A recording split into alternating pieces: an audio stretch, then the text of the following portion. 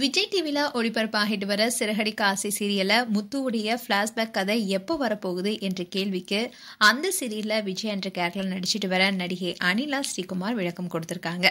சிறகடிக்க ஆசை சீரியல் விஜய் டிவில டிஆர்பில முதலிடத்துல இருந்து வருது. அதனால இந்த சீரியல் நடிக்கிற நடிகர்களுக்கு ஏராளமான ரசிகர்களும் உருவாகியிருக்காங்க. அதுலயும் வில்லி வில்லன் கேரக்டர் நடிச்சாலும் கூட அவங்களுக்கும் அதிகமான ரசிகர்கள் உருவாகியிருக்காங்க. அண்ட் அவங்கள திட்டுறவங்களும் இருக்கதான் செய்யறாங்க. அண்ட் விஜயா சீரியல்ல முத்து மனைவி மீனாவை எப்பவுமே திரிகிட்டே இருப்பாங்க. மற்ற 2 மருமகள் தான் தனக்கு பெருசுன்னு பேசிட்டு இருப்பாங்க.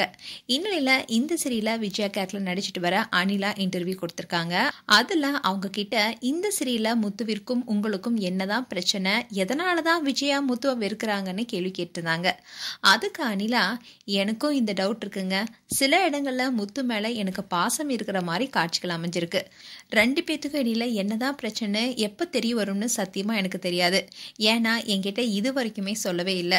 இன்னைக்கு என்ன காட்சிகள் நடிக்கணுமோ அதை மட்டும் தான் சொல்லி கொடுப்பாங்க. நாங்க அதை தான் நடிச்சிட்டு இருக்கோம்.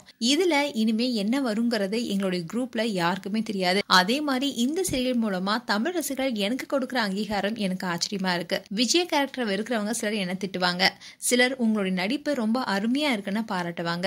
அதே மாதிரி விஜயா முத்துவ வெறுக்கிறதுக்கான காரணம் என்னன்னு தெரிஞ்சுக்கிட்டதுக்காக நானும் ஆர்வமா இருக்கேன்னு அந்த இன்டர்வியூல பேசியிருந்தாங்க.